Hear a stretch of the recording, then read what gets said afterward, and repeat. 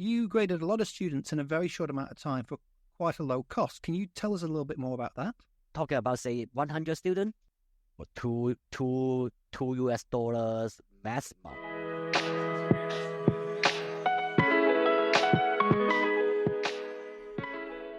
Welcome to the Evolvepreneur AI Advantage Show, and I'm your host, Richard Wray. My mission is to help entrepreneurs understand AI and use it to their advantage. Join me today where we dig deep with our guest and get you the best concepts and strategies. Today's special guest is Cyrus Wong. Cyrus is a senior lecturer at the Hong Kong Institute of Information Technology. He is a passionate advocate for the adoption of AI and cloud technology. With his extensive knowledge and expertise, he has earned prestigious recognition such as AWS Machine Learning Hero, Microsoft Azure MVP, and Google Developer Expert for Google Cloud Platform. Today we're talking about AI helping in education. Cyrus, welcome to the show. Yeah, welcome everyone. And it's nice to meet you guys here. And I'm from Hong Kong, and it is my first progress for me, and I got a lot of interview and video maybe, but this is the first time just a voice to everyone. Well, Cyrus, it's wonderful to have you here, and I think we've already established you in Hong Kong. It's a bit of the world that I really love, been there lots of times. And as I mentioned to you before, eating chicken's feet was quite an experience for me when I was there last time. So that was one of my bosses tried to have some fun with me. So that was quite good. It's nice. But Cyrus, you've done some amazing things. I came across you because of some of the amazing things you've done in education. And we talked about the awards that you've got, AWS Machine Learning Hero, Microsoft Azure MVP. Tell us a little bit about yourself and some of the things that you've done. Okay. First of all, I'm a educator for many years, more than 10 years, maybe 12 years already. I'm focused on teaching cloud computing in Hong Kong. I run a higher diploma program in Hong Kong IIT, just mentioned, and it is so-called a Cloud and Data Center Administration. My course is basically teaching on AWS, Azure, and also Google Cloud for my students. It is something official. But now, recent year, we have a lot of projects. Since you're talking about cloud computing, it's also because very popular is causing a generative AI, and I use generative AI for my daily life, and also do some other interesting project with my student.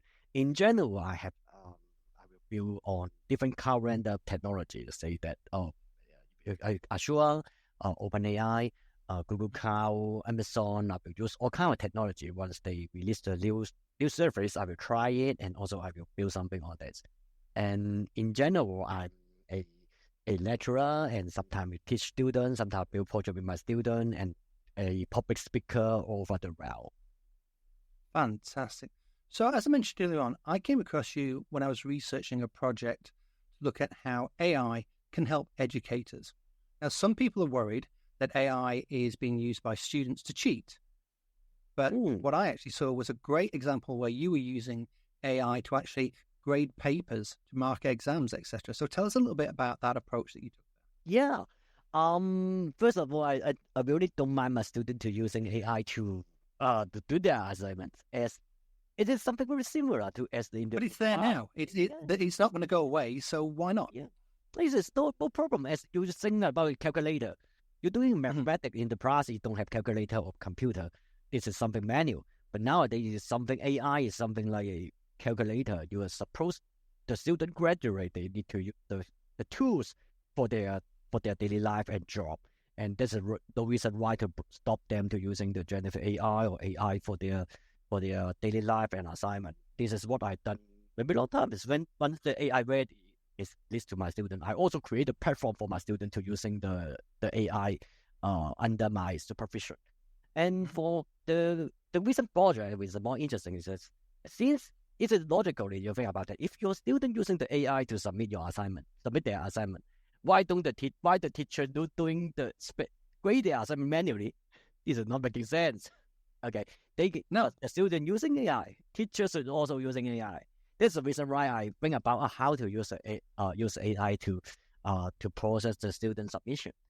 And for myself, I recently have some projects. For example, this one is using OpenAI to using the prompt engineering technique to grade a student article. Okay, some or comprehension. They just write submit something to me. This is about their working experience, and what they learn and something. And I found it very interesting. Not just in general. In the traditional education, to bring about the teacher, how can they to handle the student assignment or grade the student assignment? You need to write down a very detailed marking scheme. Okay, point by point, and how to give the mark to the student so that it will be able to mark your student fairly across year, across classes, across different campus. And the idea is very, very similar to let your AI to help you to handle the assessment. This is already prepared. It's not something new to us. But in the past, teacher with the marking scheme wrote the guideline to provide the grade. But now I just submit the guideline to the ChatGPT. Okay, and the ChatGPT just follow my instruction to handle my student assignment, and then give the grade to them as a very good reference point for me. A AI assistant help me to grade all kind of student assignments. And this is something very interesting and highly effective for me.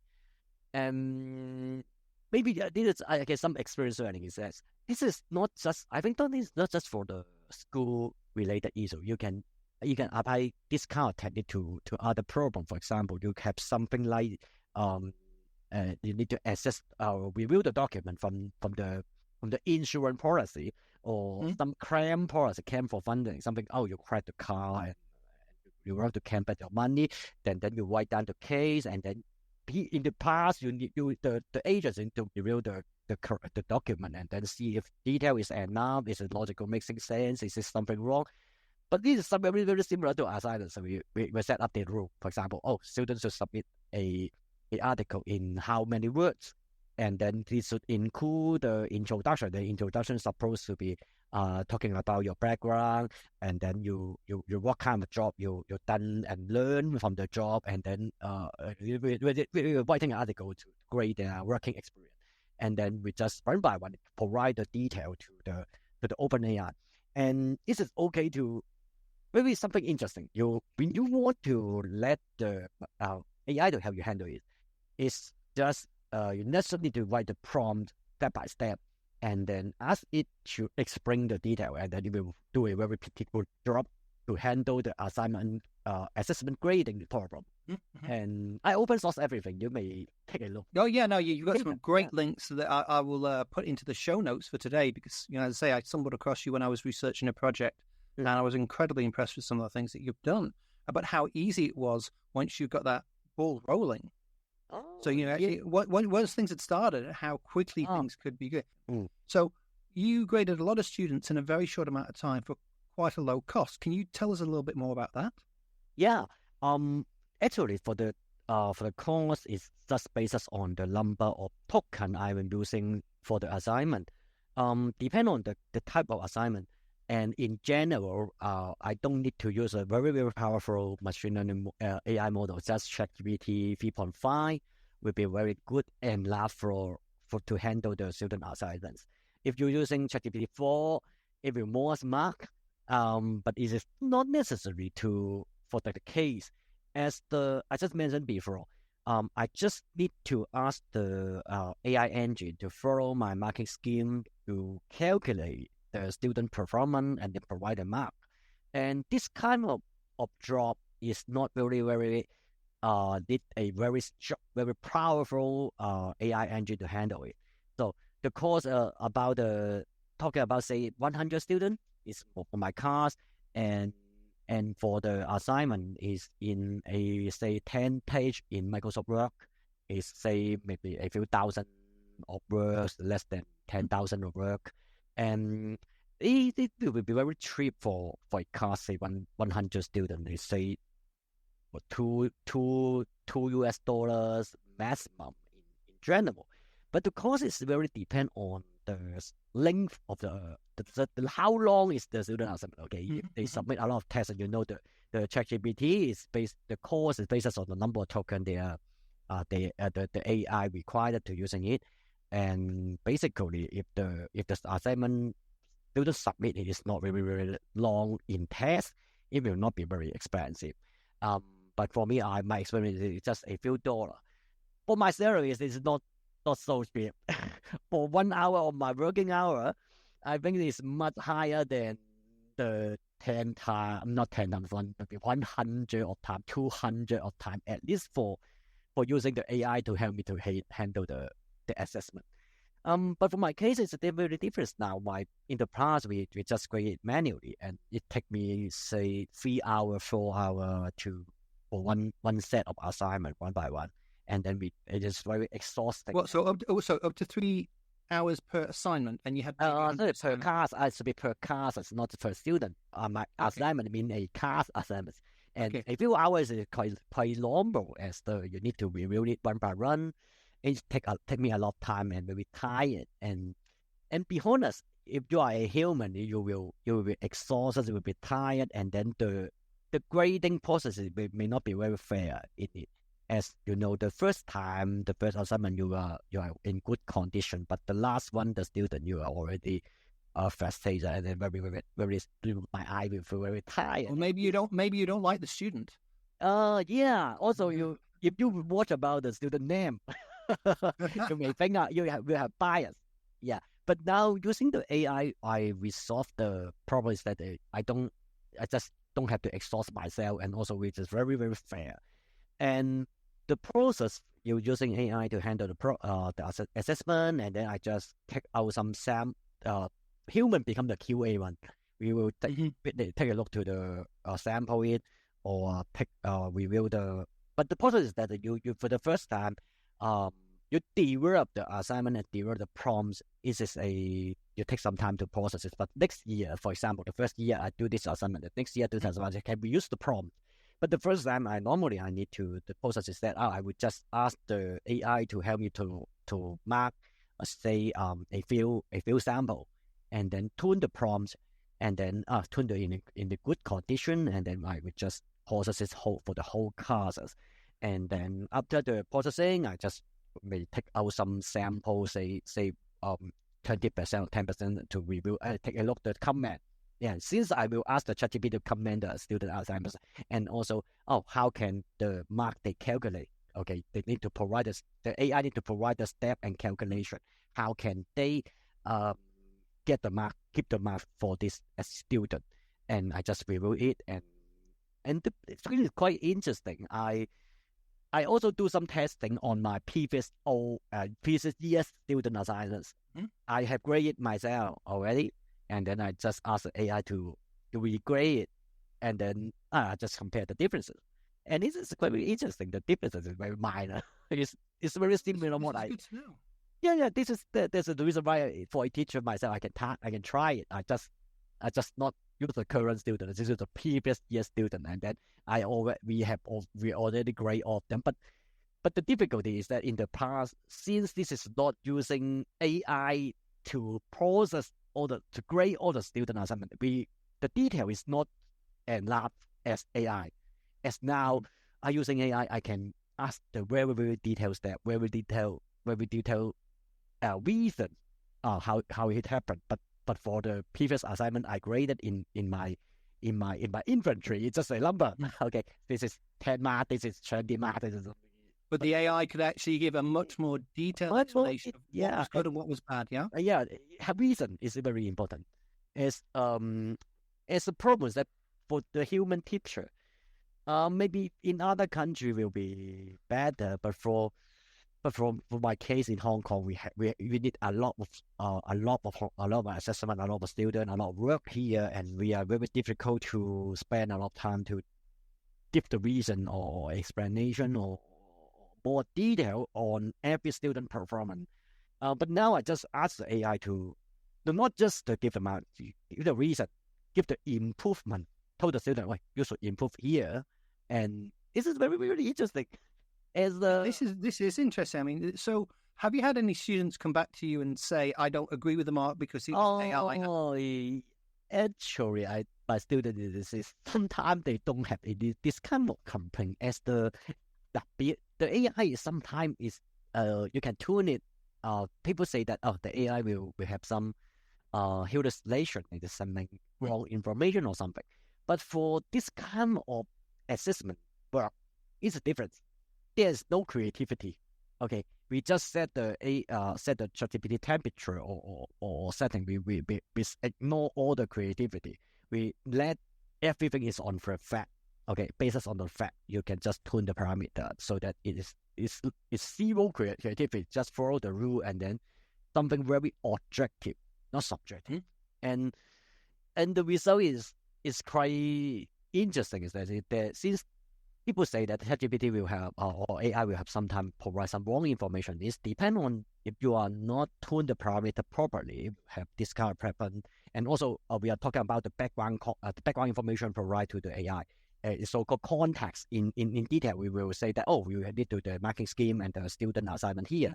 If we're doing this kind of this so-called sculpted activity, the AI will just use the information provided here and you just remind, you can write the prompt, don't remind him, don't do anything else. Just throw the context here, the assignment, the guideline, and there's some prompt underneath it, minor technique, you will have a very good result. And students sometimes the feedback is good as it is something very objective and fair. And we don't have special complaint in general. But it makes it very honest by the sound of it. It makes it so you're not tired. The AI is actually answering the questions. So is reviewing the responses to questions. Yeah. And is also saying to the student, these are the areas that could be improved. Yeah. Rather than just a number. You say this is this is 80 or whatever. In the past, it's very difficult for a teacher to provide a lot of feedback, and also normally we just put a number, as we have a stack of a stack of paper on my desk, and it's difficult to do a number. And now since this is say AI, and they are good to. Then you ask the AI to provide a reason. They got the reason, then or for the reason it can provide the feedback and improvement action to the student and explain why you get this result, why you get that mark. And this is something I tried it, and this is the first version. Okay, but the performance already very good. I think I say that this is very interesting. I think everyone can try it. Yeah, absolutely. But also you were saying that one of the things that you did, and you mentioned this as you explained it before, you make sure that he's looking at the right information. He's not looking out on the internet for lots of other information. You've got to be very focused and say, only look at these sources, yeah? Yes. This is so-called a technique as you can write a prompt and then say the last line you say that you just follow the information abroad. You just consider. So only look at these files. Only look at these. Only everything, and then don't make up anything or don't mention anything else. Don't consider anything else. You will skip the information and just consider the marking scheme and the student answer. It's just a trick.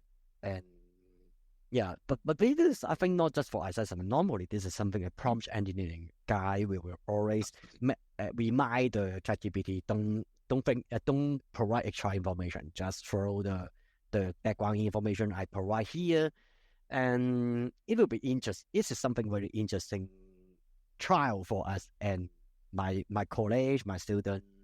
After using the AI and AI assessment, we can provide very fast feedback to my student as well. In the past, after the test, we need to take a month or 2 weeks at least to grade it and then return it to student. But now I just put into the computer.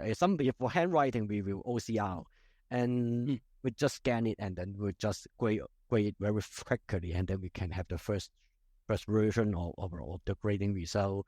Just say maybe a few hours. Just doing scan and then we review it. The efficiency is much faster and much higher, and then we don't need to wait too long time for my student. They complete the test. The students may have forgotten something by the time. This is not a good idea in general. You take the test and then you give the feedback after a month. They already it's a long time. You already forget what happening, and then you just recap the information and then told you the problem. But now it's quite quicker. As you can provide very fast result and feedback from the AI, and then they can know they just try to think about create the answer, and then the answer to the problem is here. And this is a bit of direction in the future education. It's just a fast feedback and then fast recap to save time. Since recap is the part of the education, is sometimes it's very time consuming. You need to recap everything every time and then continue back the last time action. If we can take something faster, say the ideal case that in the future we may take the exam here and then students don't have to leave. Just wait for a moment. We got the answer for you and then feedback to you. And then they can. I mean, that's pretty amazing. But it sounds like this is positive for both the educator and the student because there's fast responses, there's fast feedback, and you know what you need to change very, very quickly. Yeah, it is also the educator. Yeah, so the educator as well, they're not having to sit there for hours and hours and hours going over the same thing over and over again. And it means they can be a better educator as well. Yes, for educator, my whole life spent a lot of time on something. This is not useful for education. Be honest, you just putting the paper here with a red pen and then the calculator and then input to mark back to the spreadsheet. This is not useful for education. This is wasting the time for myself and also for my student. This is for my time. It's better to prepare the teaching material, update myself, update the teaching content. This is it will be useful for the education. But doing this style of manual or grade assignment in large amount, it take a lot of effort and time. This is not helpful for improve my course content. This is just wasting time. I mean, this is good, as I say, this is great for the educator because, and also great for the student because let's face it, nobody wants a tired and grumpy teacher. And so if it's making the teacher in a better mood, this has to be good news all around. Yes, and I don't think it will replace the teacher, but the case that you would be just able to save our energy and save our time from something very repetitive and meaningless back to something productive and is able to improve the course of the education to everyone. AI is something very, very important for me in my daily life, especially in education. I think it's a great area and a lot of use case I can do here.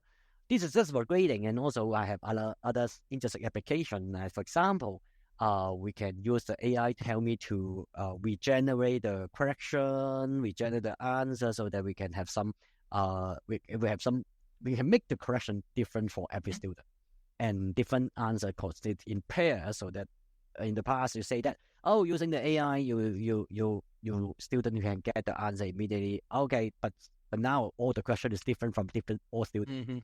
They are not share the same correction and answer. They can't copy from Ben. This is very changes now. In the past, you say that you got the AI, you got the answer, but you also can now use an AI to create different question, different answer.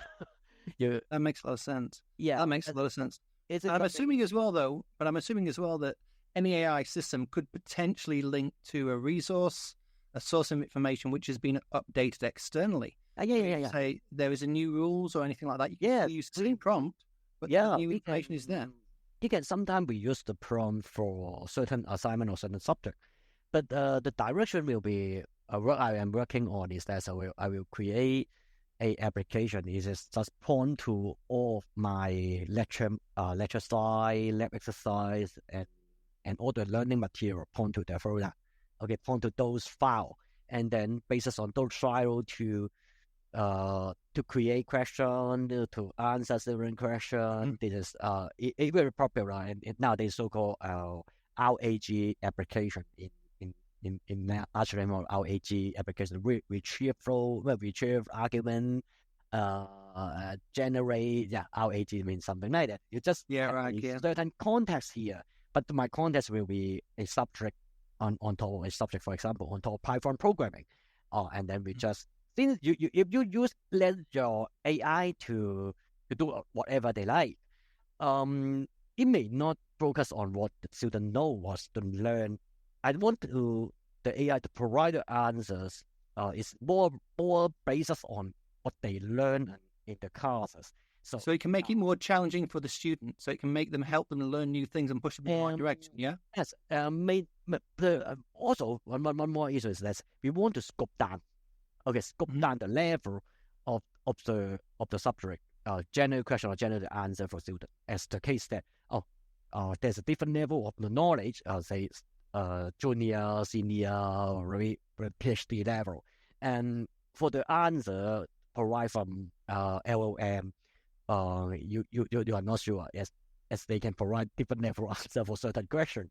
But if we scope down the context into our courses level, okay, then the answer and question from the student is also around the course level. It will be much useful for the educational chatbot or AI system to handle student answer, to generate the question, provide the test answer according to what they learn as the reference point to grade their assignment.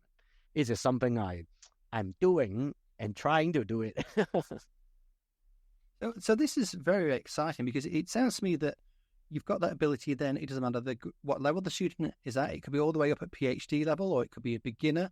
But as long as you've got that information in there, you can use whatever AI tool it is. And you said something that I thought was very important right at the beginning, that you used ChatGPT 3.5 to do this initially. Yeah, I'm sure people are getting very excited, saying, "No, we're going to use 4 or 4.5 or 5 when it comes out." Yeah, don't have to mislead and always use the latest model or largest one. It is just wasting the energy and money. You say it's much cheaper to use the old one. Yeah. No, it's good enough. You use the something. You think about. Don't think about the data. Don't think about the say when you train the model, mainly because it's about the length of the context in general. No, the large model have more data. You can have a longer question, longer answer. So, but for the problem, if it is not really require a very large context, number of token reply for you. It's not necessary to upgrade it. You just need an engine to have a logical engine. Okay, or sometimes I say LLM is just a logical engine. You just it to help you to do something, follow the rule, understand what it is, and then do the logical reasoning, logical engine.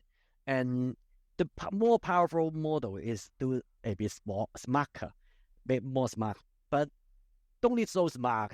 A lot of problems so simple. And for me, most of my project on requirement, I just need to use something in ChatGPT 3.5 level one, already good enough, and not necessary to use the very powerful one. Everyone say the very powerful one is better. Yeah, always better, but with use it costs more money, and and also the differences is not the problem is not very complicated, very complicated, and it is no difference. No point trying to crack a nut with a sledgehammer. Yes. So the logic is that when you build on something mixed use of AI, always use the cheapest one first. Okay. Oh, I like that. That's a really great piece of advice. Use the cheapest one first and see if it does the job. First, and then you try to do the job. In general, they can handle it very good already. Say maybe 20% of the problem they can't solve. What you can do is that if you have some problem they can't solve, you just filter out those 20% problem and then upgrade to other. And you can always upgrade to the next one. Yes, it's not cheap.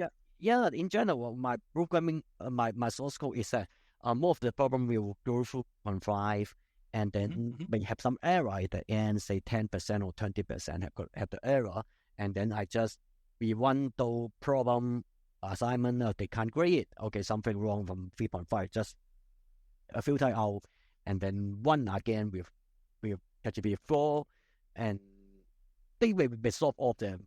But you don't have to do ChatGPT 4 for all of your data. It's not environmental friendly, and also you use a lot of money. It's not necessary. And this is the way of I handle my problem. Just use a cheap model, and then we try using the cheap model to retry. If we try 3 times, it not work, take it out, and then use it for ChatGPT 4 to handle it, and then some problem may not be solved as well, and then manually solve the last piece. But in general, we move from 3.5 to 4 already able to solve both of the assessment issue. In some case, maybe I don't know why, but this is there some random vector within the AI. Since this is under the behind the scenes, there is statistical machine learning model where there's some random vector behind the scenes. So just retry it, you may get the answer. This is something that is wonderful advice. I mean, one piece of advice that I'd like you to talk about is what skills relating to AI should people be learning? Because obviously you're working with students, but you're doing work where you're actually doing coding. But if somebody wants a career in AI, what skills should they learn? Be honest, in the future, it is AI. You're talking about AI. The so-called prompt engineering is a new type of programming language. I can say it's a new type of programming language. So prompt engineering is a good skill to have. Yeah, but the programming language is English. Okay, but you do need to have some skill set or knowledge on how to communicate with the AI. In the past, we write the Python to communicate with your computer, but there's not smart, so you need to write the detail. But now with AI, with a good prompt, you can put it in English or whatever language you're using. So you don't more need to follow the syntax. You just use the simple English, so it's more smart to understand your instruction. In the past, instruction is programming, but now it's instruction in English. But if you want to drive the AI to follow your to follow your instruction to solve a problem, I do feel it's still very similar to programming logic. Yeah, you still need. In the past, you need to use the step-by-step to decompose the problem, and then use Python, use C++, Java to write that, to convert your idea instruction wrap into a programming language. Let the computer to understand. But now you just skip the learning of programming language. But you still need to think resolve your problem step by step. You can't just put to the AI, make me rich.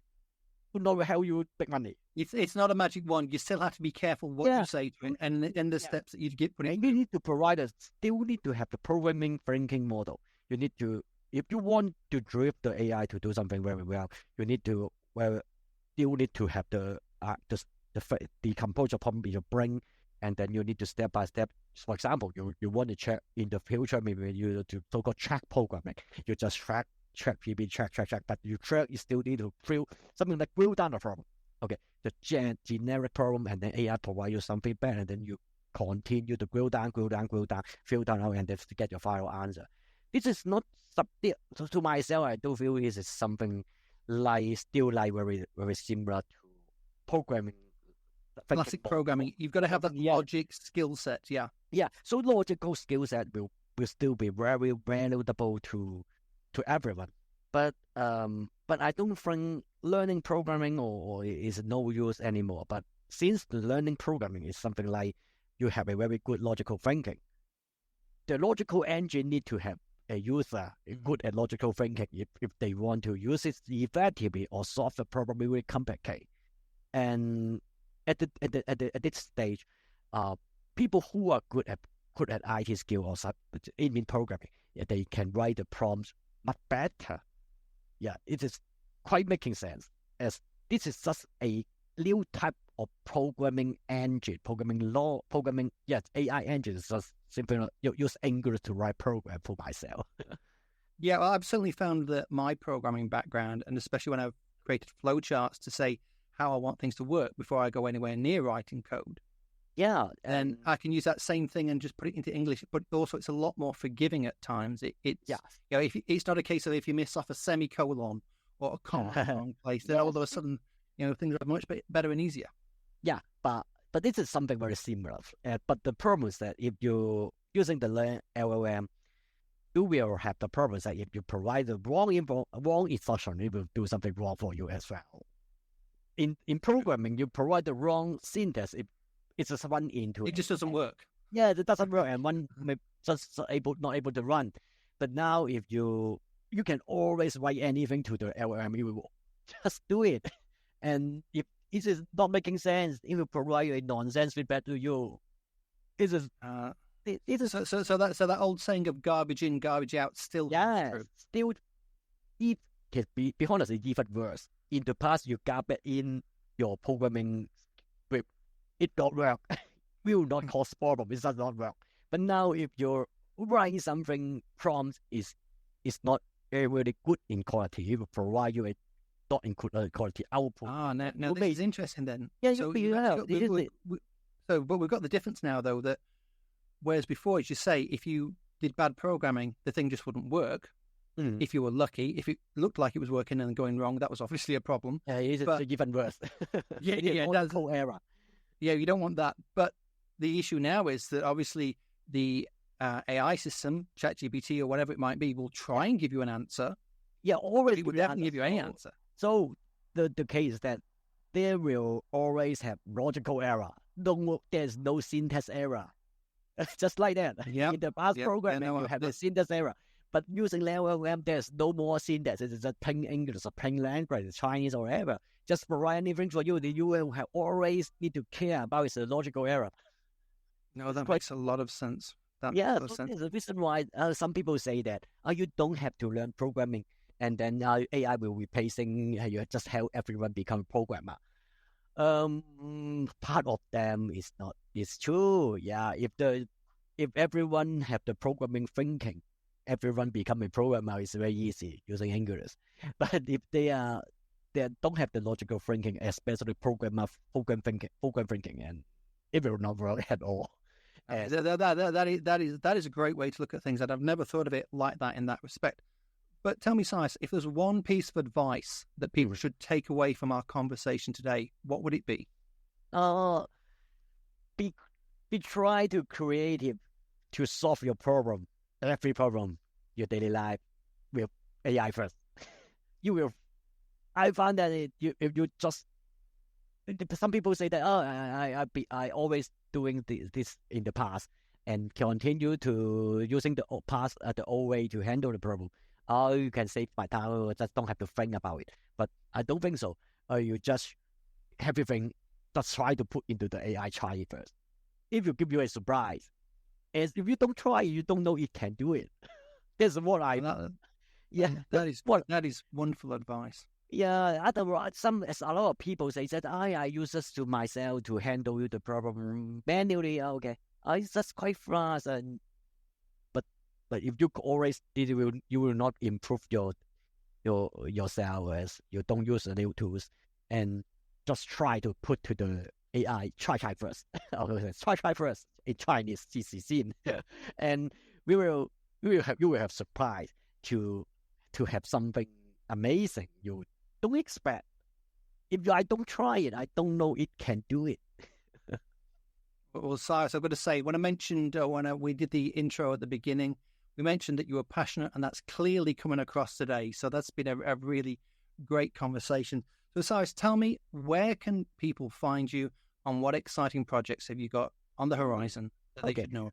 Yeah, if you want to connect with me, I'm mainly in LinkedIn platform, and so I always there, and you can connect with me here, follow me in LinkedIn.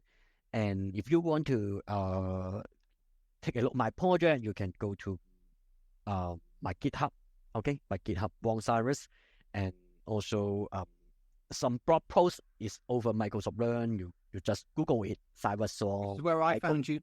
Yeah, well, Google Microsoft MVP Cyrus Wong, and then you should able to find my profile from Microsoft MVP, and then I got a lot of open AI related project, blog posts there, and yeah, and just throw me in LinkedIn, and then sometime I will share some news, my project work, and update news there. And okay. Yeah, no, that's great. So, hey, Cyrus, I think you and I could talk for hours and hours about this, and say your passion and enthusiasm comes through, and I'm sure your students have a great time as a result of that. But thank you for your time today. It's been incredibly informative. Welcome. Nice to meet you too. Well, that's a wrap on another awesome guest episode for the Evolvepreneur AI Advantage Show. Just before you go, if you like this episode, we would be very grateful for a 5-star review. Please also consider recommending the show to a friend or two. Make sure you subscribe for future episodes at AIadvantage.show right now. Until next time, I'm Richard Wray, and if you're an entrepreneur, get the AI advantage today.